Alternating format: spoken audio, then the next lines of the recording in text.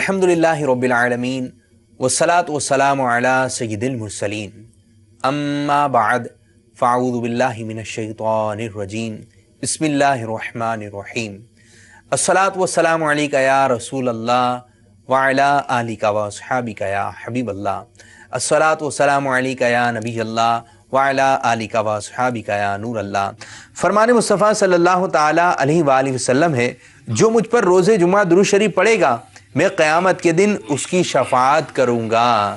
صلوا علی الحبیب صلی اللہ تعالیٰ علی محمد صلی اللہ علیہ وسلم۔ میٹھے میٹھے اسلامی بھائی اور مدنی چینل کے ناظرین، پیارے پیارے مدنی منوں اور مدنی منیوں، سلسلہ لے کر ایک مرتبہ پھر حاضر خدمت ہیں، جس کا نام ہے مدنی منوں کے سوالات اور امیر اہل سنت کے جوابات۔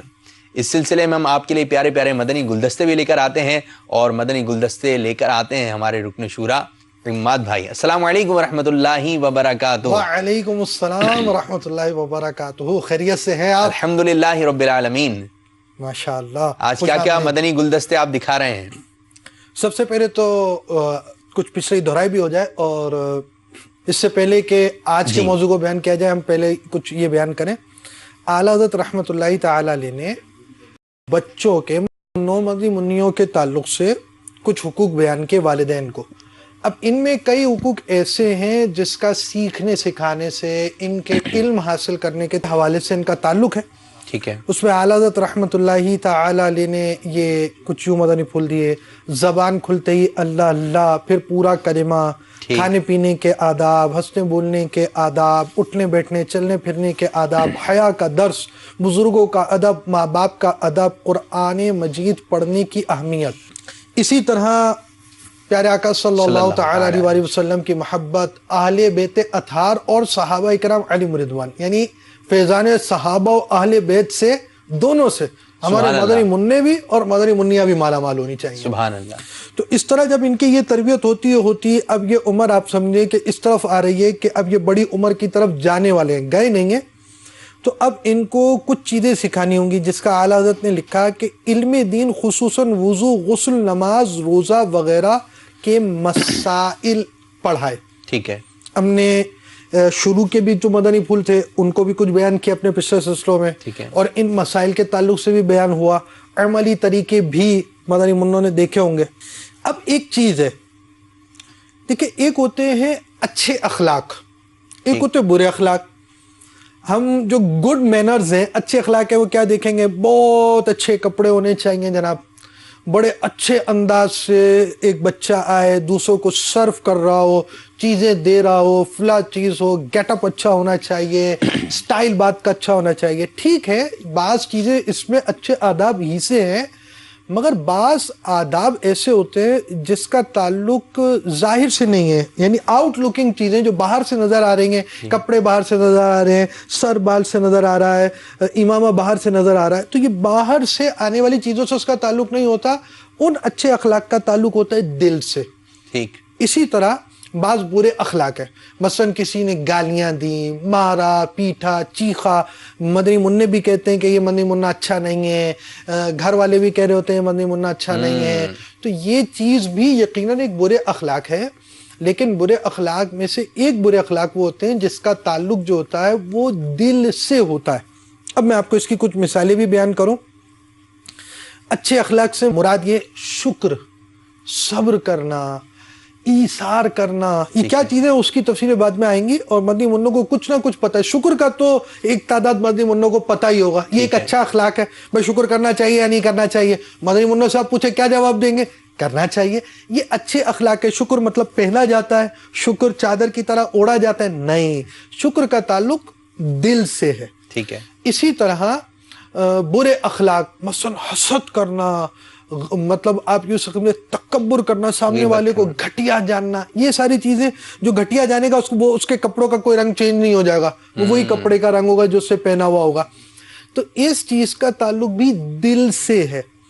دل کی بعض باتوں کا سیکھنا ضروری ہوتا ہے، بعض چیزیں دل کے اچھے اخلاق حاصل کرنے ہوتے ہیں، بعض دل کے برے اخلاق سے بچنا ضروری ہوتا ہے۔ یہاں میں ایک مدنی پھول اور دوں گا، یہ جو مدنی منع ہے، مدنی منع کے والدین بھی آ جائیں، ہم سب بھی آ جائیں، دیکھیں ہم نے عقائد کے بارے میں کچھ مدنی پھول اس سلسلے میں بیان کیے، تو عقائد مدنی منوں کو بھی سکھانے ہیں، اور بڑے ہونے کے بعد جیسے ہی بڑے ہو جائیں گے تو یہ عقائد ضروری عقائد کا سیکھنا فرض ہو جاتا ہے۔ صحیح۔ پھر اس کے ساتھ مسائل مدنی منوں کو بھی سکھانے، ضروری مسائل، ضرورت کے مسئلے، ضرورت کے مسئلے کا مطلب آپ کو تجارت کرنی ہے، ٹریڈ کرنی ہے، خرید و فروخت کرنی ہے، تو اس کے مسائل بھی آپ کو آنے چاہیے۔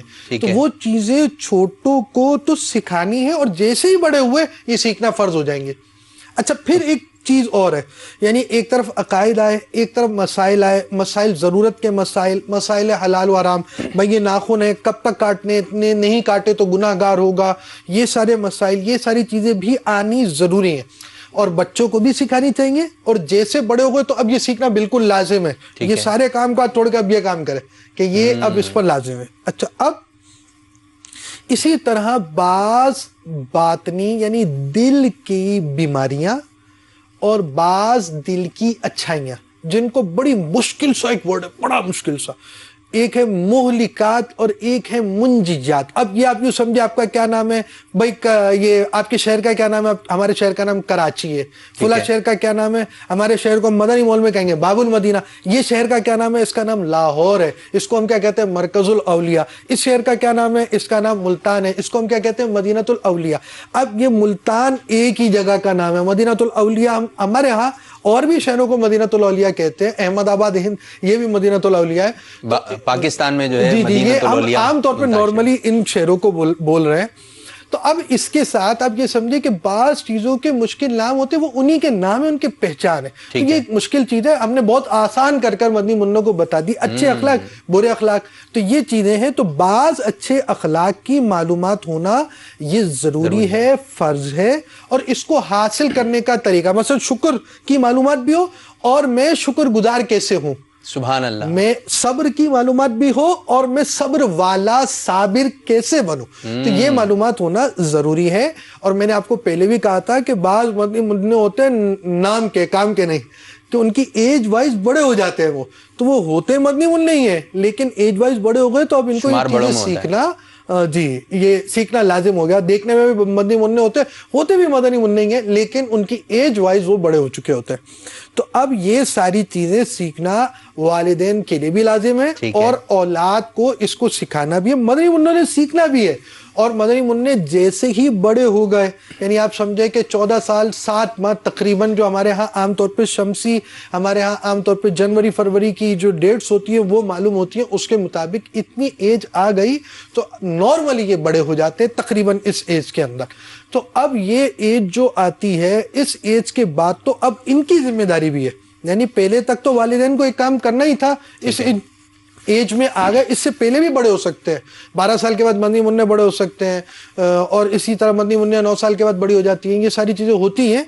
تو یہ صورتیں بنتی ہیں، اگر ان کو نہیں سکھایا گیا تو اب ان کی ذمہ داری بھی بن جائے گی۔ اچھا میں آپ کی باتوں سے سمجھ پا رہا ہوں، جو ہمارے مدنی منع اور مدنی منیہ ہیں، یہ آپ کہنا چاہ رہے ہیں کہ جو چھوٹے مدنی منع ہیں یا مدنی منیہ عمر کا لحاظ نہ رکھیں، ابھی سے ان کی تربیت ہو جائے، ان کو پتہ ہونا چاہیے کہ جھوٹ، غیبت، بہتان، ٹھیک ہے، یہ چیزیں کیا ہیں، حسد کسے کہتے ہیں، حسد کا نام تو سنا ہے لیکن حسد کہتے کسے ہیں۔ اب چھوٹا سا مدنی منع اس کو یہ ساری باتیں معلوم ہو تو بڑا جیسی بڑا ہوگا، بڑے میں اس کا شمار ہو جائے گا، تو ان تمام باتوں پہ اس کو عبور حاصل ہوگا کہ جی ہاں یہ بات اس کو کہتے ہیں، یہ چیز یہ ہوتی ہے، یہ چیز یہ ہوتی ہے۔ ایک چھوٹا سا مدنی منع اور معلومات اس کو بہت زیادہ ہو تو کیا بات ہے ایسے مدنی منع کی، جیسے حفظ قرآن مکمل کر لیتے ہیں بعض مدنی منع، یہ قرآن پاک، ٹھیک ہے، قرآن پاک کا یہ ایک اعجاز ہے کہ ایک چھوٹا سا مدنی منع 10 سال کا، 8 سال کا، 7 سال کا، 6 سال کا جو حفظ قرآن مکمل کر لیتا ہے آج کے دور میں بھی۔ یہ سوال کا آپ سے سوال کر رہے ہیں، جی بتائیے اعلیٰ حضرت نے پہلا فتویٰ کب دیا تھا؟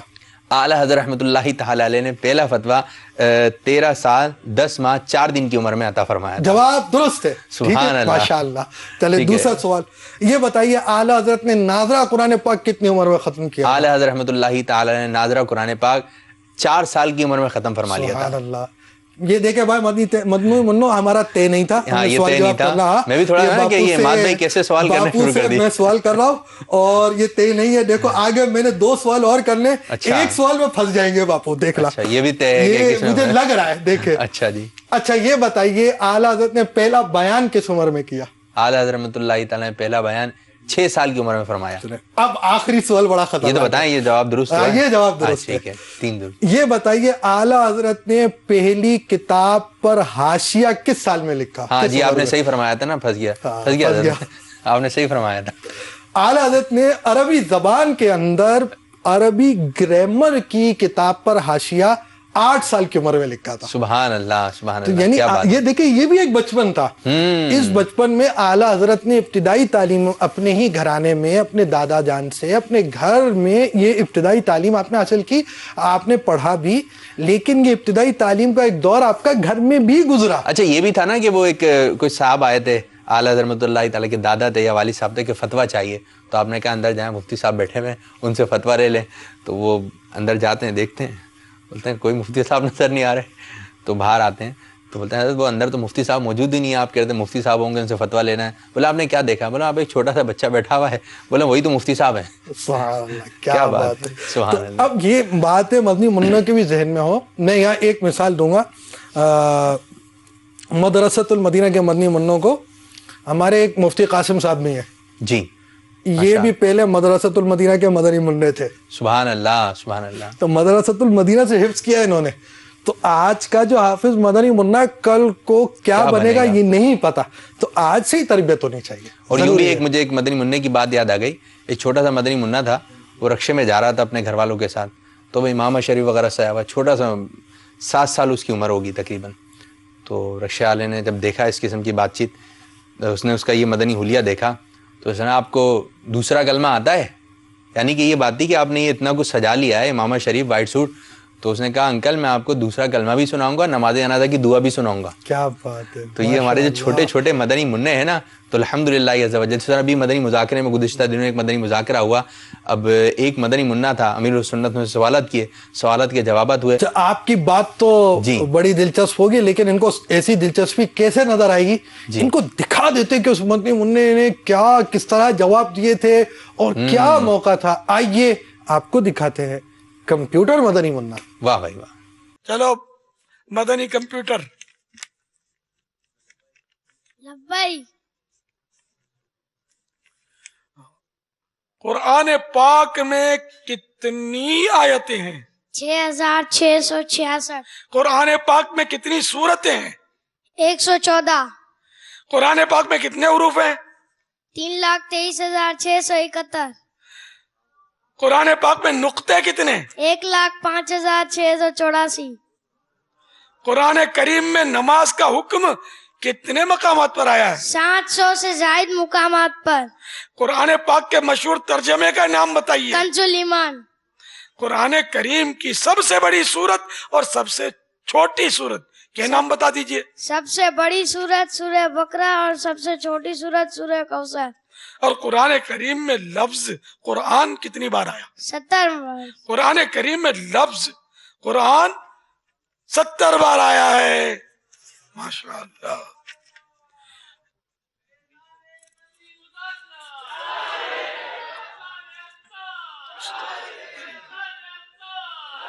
اچھا قرآن کریم میں رکوع کتنے جانتے ہیں آپ؟ 540. اچھا ماشاءاللہ. قرآن کریم میں قرآن کریم کی ایسی سورت کا نام بتائیے جس کی ہر آیت میں اللہ کا نام آتا ہے. سورہ مجادلہ. ارے واہ بھائی. قرآن کریم کی کون سی سورت بسم اللہ الرحمن الرحیم سے شروع نہیں کی جاتی؟ سورہ توبہ. جبکہ وہ تلاوت کرتے کرتے سورہ توبہ آ جائے تو اب بسم اللہ نہیں پڑھی جاتی, اور اگر تلاوت شروع ہی کرتے ہیں اب تو اب بسم اللہ پڑھیں گے, اعوذ بھی پڑھیں گے, بسم اللہ بھی پڑھیں گے. یہ اس کا مسئلہ پورا. قرآن کریم میں کتنی سورتیں الحمدللہ سے شروع ہوتی ہیں؟ 5. سبحان اللہ. قرآن کریم میں نبی علیہ الصلوۃ والسلام کو کتنی مرتبہ یا ایھا النبی کہا گیا؟ 11 مرتبہ. سبحان اللہ.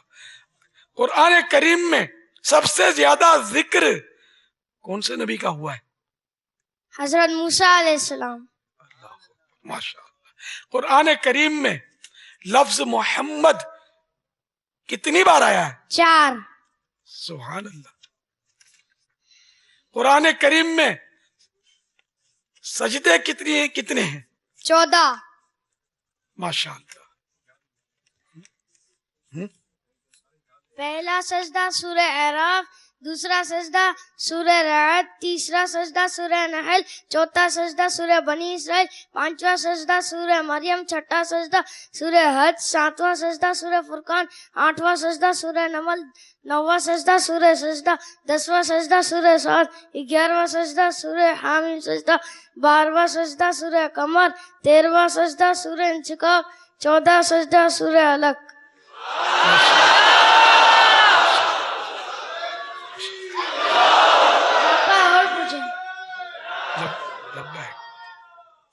اور بھی پوچھو. چلو بتا دو قرآن کریم میں کون سا کلمہ سب سے زیادہ آیا ہے؟ لفظ اللہ. تو کتنی بار آیا ہے؟ 2697 بار. سبحان اللہ. قرآن کریم میں جن جن انبیاء کرام علیہ السلام کے نام آئے ہیں ان میں سے 12 نام بتا دیجئے. حضرت آدم علیہ السلام، حضرت ادریس علیہ السلام، حضرت موسیٰ علیہ السلام، حضرت یحییٰ علیہ السلام، حضرت اسماعیل علیہ السلام، حضرت یونس علیہ السلام، حضرت نوح علیہ السلام، حضرت صالح علیہ السلام، حضرت ابراہیم علیہ السلام، حضرت یوسف علیہ السلام، حضرت محمد صلی اللہ علیہ وسلم. ایک رہ گیا، ایک رہ گیا. حضرت عیسیٰ علیہ السلام. ماشاء اللہ ماشاء اللہ. قرآن پاک میں کتنے پارے ہیں؟ 30. قرآن کریم میں منزلیں کتنی ہیں؟ 7. ماشاء اللہ ماشاء اللہ. دیکھو مدینے بھیجنا ہونا کسی کو، باپ بیٹوں کو بھیج دو یار.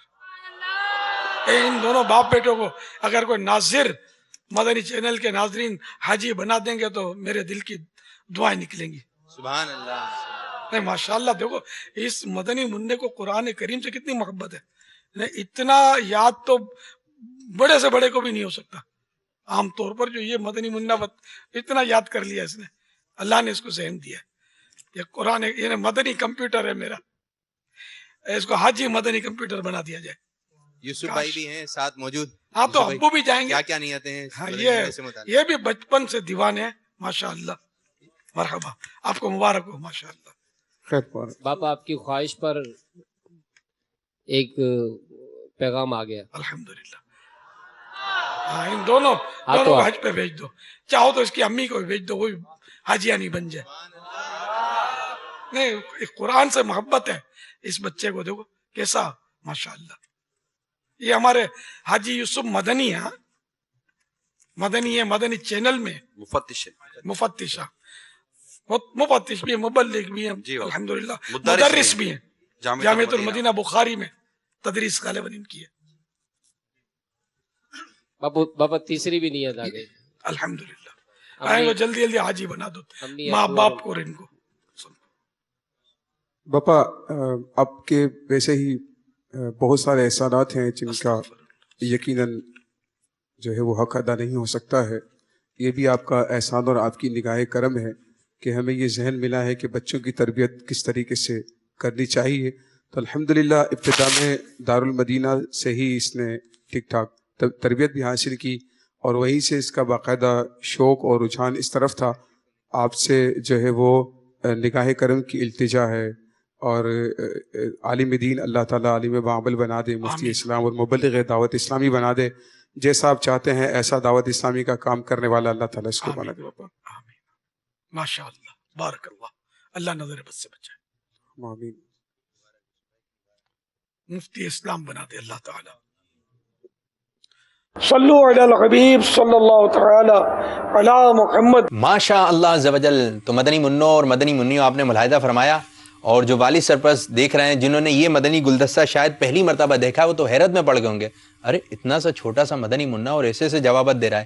تو آپ کا مدنی منا بھی اس طرح کا بن سکتا ہے کہ وہ بھی آپ یہ پویم یاد کروا دیتے ہیں, دیگر چیزیں یاد کروا دیتے ہیں. اب یہ گھر کی تربیت کا, گھر کے ماحول کا تو ایک اثر پڑتا ہے نا. اگر آپ کے گھر میں ایسا ماحول ہو کہ قرآن کی باتیں ہوں, حدیثوں کی باتیں ہوں, مدنی چینل کی باتیں ہوں, تو اس کو یہ یاد ہو جائے گی. تو یہ جو مدنی منع ہیں یا مدنی منیاں چھوٹی, یہ خالی تختی کی مانند ہیں.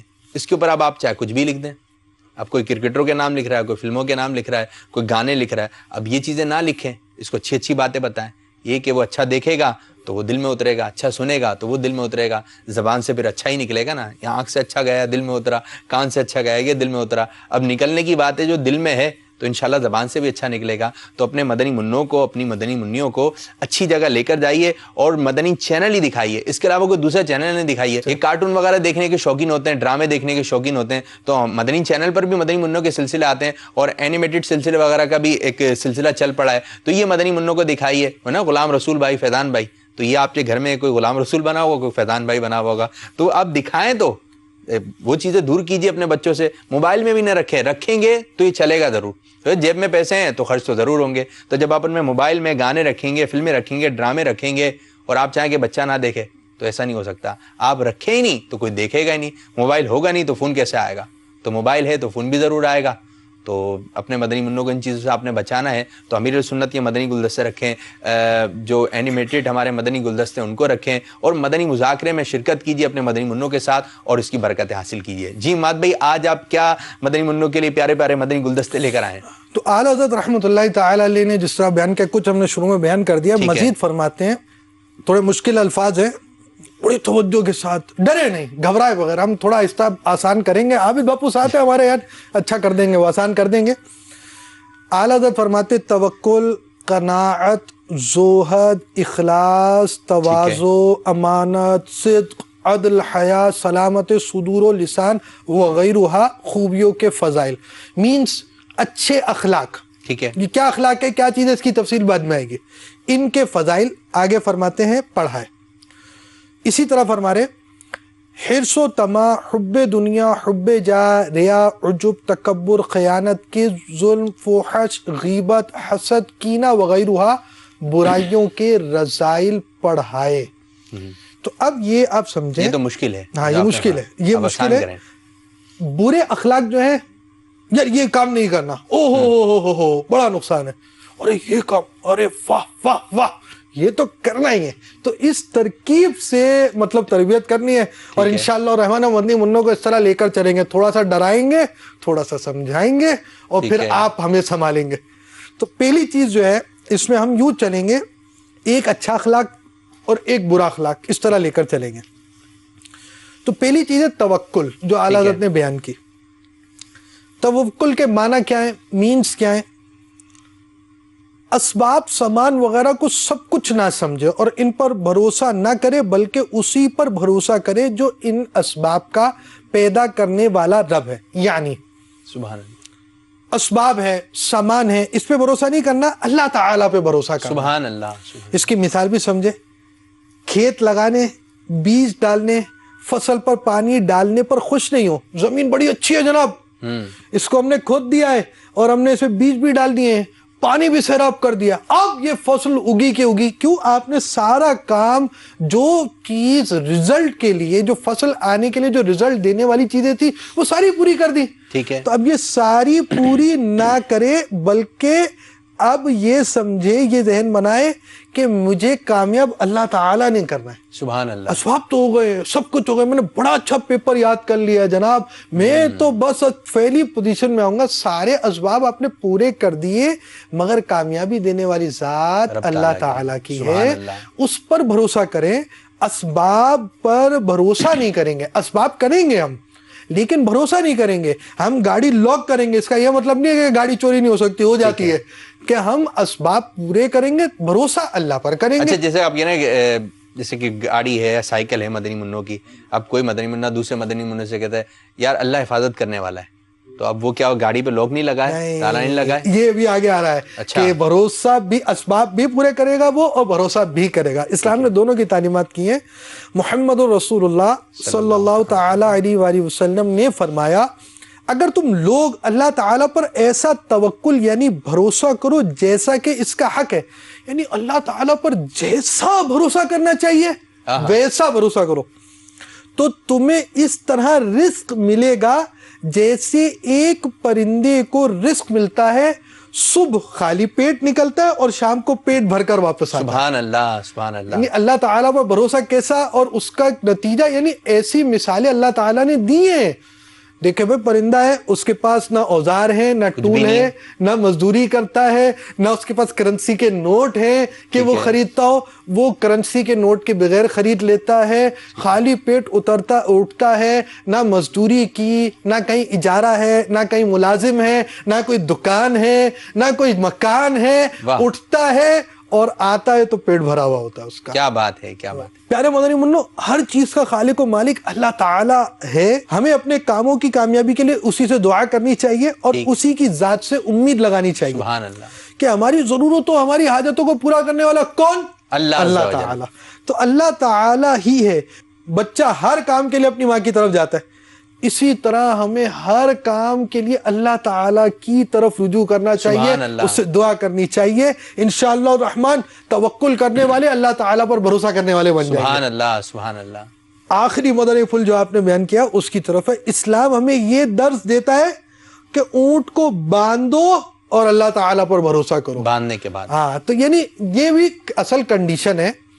اگر کوئی اونٹ کو نہیں باندھتا، چھوڑ دیتا ہے اور اللہ تعالیٰ پر بھروسہ کرتا ہے، اس کا بھروسے کا اتنا بڑا درجہ ہے، ایسی ولایت کا درجہ ہے، تو وہ ایک الگ کیس ہوگا۔ ٹھیک ہے۔ اور عام طور پر ہمیں جو دین نے درس دیا وہ یہی ہے، ہم پیسے کہاں رکھتے ہیں، زیادہ پیسے ہو تو کہاں ہوتے ہیں، اور زیادہ ہو تو کہاں ہوتے ہیں، کبھی پیسے، کچھ پیسے جیب میں ہوتے ہیں تو بڑی حفاظت سے رکھتے ہیں، زیادہ ہو تو گھر میں رکھتے ہیں، اس سے زیادہ تو امی ابو کو جمع کرتے ہیں، امی ابو کے پاس زیادہ جمع ہو جائے تو وہ بینک میں جمع کرا دیں گے۔ تو اسی طرح کا درس ہے توکل، بہت اہم چیز ہے، اس کی اہمیت سمجھنی ہے۔ آئیے آپ کو دکھاتے ہیں۔ جی، کہتے ہیں جانور پرندے وغیرہ کل کے لیے بچا کر نہیں رکھتے، جبکہ ہم تو فریج میں رکھتے ہیں اور چھٹی کے دن زیادہ لے لیتے ہیں تاکہ کل کو دوبارہ نہ لینی پڑے۔ تو جانور سے ہی کرتے ہیں یا ہم؟ جانور جو ہیں وہ کل کے لیے بچا کر نہیں رکھتے، واقعی ہر جانور بچا کر نہیں رکھتا، چونٹی بچا کر رکھتے، چونٹی اور چوہا یہ گھسیٹ کر لے جاتے ہیں اور جمع کر لیتے ہیں۔ باقی یعنی جنرل یہی کہا جائے کہ جانور کل کے لیے بچا کر نہیں رکھتے۔ تو حدیثوں میں بھی ہے کہ پرندہ بھوکا نکلتا ہے، اڑتا ہے نا، اور اللہ تعالیٰ اس کو رزق دے دیتا ہے، مگر یہ انسان ہے کہ اس کی ہرس ختم نہیں ہوتی۔ یہ جتنا بھی جمع کر لے نا، وہ حدیث پاک میں فرمایا کہ آدمی کو اگر سونے کی 2 وادیاں مل جاتی، سونے کی 2 وادیاں، تب بھی وہ تمنا کرتا کاش تیسری مل جائے۔ یعنی انسان کا پیٹ قبر کی مٹی ہی بھرے گی۔ تو انسان جو ہے نا وہ بڑا حریص واقع ہوا ہے، لیکن خیر اس میں مستثنیات ہوتے ہیں۔ انبیاء کرام علیہ السلام اس سے مستثنا ہیں، ہماری طرح حریص نہیں تھے، اولیاء کرام ہماری طرح حریص نہیں ہوتے۔ جس طرح ہمارا تو پیٹ بھرتا ہی نہیں ہے، ایک برانچ کھولی تو دوسری برانچ، دوسری برانچ تو تیسری برانچ، ایک شہر سے دوسرے شہر، دوسرے ملک میں کاروبار پھیلا ہوا ہے، لیکن تھوڑا کمزوری آئی کاروبار میں تو بس بھاگتے پھرتے ہیں، وظیفے ڈھونڈتے ہیں کہ روزی میں برکت، کام ٹوٹ گیا ہے، پیسے پھنس گئے، یہ ہو گیا وہ ہو گیا۔ یہ ہمارے یہاں عام مطلب روٹین ہے، لوگوں کی جی بھرتا نہیں ہے۔ تو مدنی منع اور مدنی منیا بھی حرص سے بچیں، لالچ سے، اور ہم کو زیادہ بچنا چاہیے بڑوں کو۔ اللہ تعالی ہمیں قناعت کی دولت نصیب فرمائے کہ جتنا ہے بس اس پر ہم کو شکر و صبر آ جائے اور زیادہ کی حرص نہ ہو۔ حضرت سیدنا ابو درداء رضی اللہ تعالیٰ عنہ ایک مصروف تاجر تھے۔ جب آپ رضی اللہ تعالیٰ عنہ کے دل میں عبادت و ریاضت کا مزید شوق پیدا ہوا تو ان دونوں چیزوں کو ایک ساتھ لے کر چلنا مشکل ہو گیا۔ تو بغیر کسی تردد کے تجارت کو خیرآباد کہہ کر، تجارت ترک کر کے عبادت و ریاضت اور علم دین سیکھنے میں مصروف عمل ہو گئے۔ چنانچہ ایک بار حضرت سیدنا ابو درداء رضی اللہ تعالیٰ عنہ نے ارشاد فرمایا کہ جب شہنشاہ خوش خصال پیکر حسن و جمال دافع رنج و ملال صلی اللہ تعالی علیہ وآلہ وسلم کی بعثت ہوئی، اس وقت میں تجارت کیا کرتا تھا. اولاً میں نے کوشش کی کہ میری تجارت بھی باقی رہے اور میں عبادت بھی کرتا رہوں، لیکن ایسا نہ ہو سکا، اور بالآخر میں تجارت چھوڑ کر عبادت میں مشغول ہو گیا. اس ذات کی قسم جس کے قبضہ قدرت میں ابو درداء کی جان ہے، اگر مسجد کے دروازے پر میری دکان ہو اور اس سے روزانہ 40 دینار مانے سونے کا سکہ ہے، یہ سونے کے اشرفی، روزانہ 40 دینار کما کر رائے خدا میں صدقہ کروں اور میری نمازوں میں بھی خلل واقع نہ ہو، تو پھر بھی میں تجارت کرنا پسند نہیں کروں گا. اس پر کسی نے عرض کی آپ تجارت کو اس قدر ناپسند کیوں جانتے؟ فرمایا حساب کی شدت کے خوف کی وجہ سے، یعنی حلال مال جتنا بھی ہوگا اس سب پر قیامت کے روز حساب ہوگا. اس خوف کی وجہ سے میں حلال مال بھی تجارت کے ذریعے حاصل کرنا نہیں چاہتا. رب العزت کی ان پر رحمت ہو، ان کے صدقے ہماری بے حساب مغفرت ہو اور ہماری حرص سے نجات کا سامان ہو. واللہ تعالی اعلم ورسولہ اعلم عز وجل وصلی اللہ تعالی علیہ وآلہ وسلم. صلوا علی الحبیب صلی اللہ تعالی علی محمد. جی تو پیارے پیارے مدنی منوں اور مدنی منیوں، ہمیں جو ہے مال کی حرص نہیں رکھنا چاہیے، جمع کر کے نہیں رکھنا چاہیے. اور جیسے کہ آپ نے سنا بھی کہ امیر السنت باپا جانی آپ کو مدنی پھول دے رہے تھے کہ پرندہ جاتا ہے، پرندہ آپ نے دیکھا بھی کہ اڑتا ہے تو وہ خالی پیٹ جو ہوتا ہے، لیکن جب واپسی آتا ہے اپنے آشیانی کی طرف تو خالی پیٹ نہیں ہوتا. بعض بچوں میں لالچ ہوتا ہے، بعض بچوں میں جو ہے وہ شرط وغیرہ لگاتے ہیں، اور بعض بازاروں میں جو لاٹری وغیرہ ہوتی ہے وہ کہتے ہیں آپ 5 روپے دیں، ہو سکتا ہے آپ کے 100 روپے نکل جائیں. تو پھر ہوتا کیا ہے کہ وہ 5 روپے دیتے ہیں تو 5 روپے بھی چلے جاتے ہیں. بس اوقات یہ ہوتا ہے بڑی لاٹری ہوگی، آپ کے 1000 روپے نکلیں گے، آپ کے 10,000 روپے نکلیں گے. تو بس اوقات جو بچے ہوتے ہیں ان کے پاس جو جمع ہوتے ہیں پیسے، 1 روپیہ بھی چلا جاتا ہے، 2 روپے بھی چلے جاتے ہیں، 10 روپے بھی چلے جاتے ہیں، بس 100 روپے بھی چلے جاتے ہیں. تو یہ اچھی عادت نہیں ہے. جو لاٹری وغیرہ آپ کو ہوتی ہے یہ نہیں کھیلا کریں، یہ بری بات ہے، بری بات ہے، بری بات ہے. اگر آپ اس سے ابھی بچیں گے تو آگے چل کے ایسا نہ ہو کہ پھر شرطیں لگائی جاتی ہیں، پھر جوا کھیلا جاتا ہے. ابھی اس عمر سے بچیں. کوئی آپ کو لاٹری نظر آ جاتی ہے تو آپ اس طرف اپنی توجہ نہ بڑھائیں کہ ہاں میں لاٹری کھیلتا ہوں. یہ لالچ ہے، یہ آپ کو لالچ دی جا رہی ہے کہ آپ 10 روپے دیں، ہو سکتا ہے آپ کے 1000 روپے نکل جائیں. ورنہ ہوتا کیا ہے کہ آپ کے 10 روپے بھی چلے جائیں گے، آپ کے 100 روپے بھی چلے جائیں گے، اور آپ کی جیبیں جو ہے خالی ہو جائیں گے. اور یہ آپ کو لت پڑ گئی. ہو سکتا ہے کہ کسی بچے کی جو لاٹری لگ گئی، اس نے کہا دیکھو میں نے 10 روپے دیے تھے اور میرے پاس 1000 روپے آ گئے. تو یہ ہر کسی کی لاٹری نہیں لگتی ہے، اور جو آپ کے پیسے وہ ضائع ہو جائیں گے. اور یہ اچھی بات نہیں ہے، اچھی بات نہیں ہے، اچھی بات نہیں ہے. اگر کوئی کہہ رہا ہے کہ میری لاٹری لگی تھی اور دیکھو مجھے یہ پیسے مل گئے، تو اس سے یہ بھی معلوم کریں ضائع کتنے کی ہیں. یہ ایک ہی مرتبہ ہوا ہوگا، تو ہمیں اس کو دیکھ کے متاثر نہیں ہونا، بلکہ اس کو سمجھانا ہے بھائی یہ اچھی بات نہیں ہے. ہو سکتا ہے کہ آپ کے پاس صرف یہی 10 روپے ہوں اور آپ ضائع کر بیٹھیں.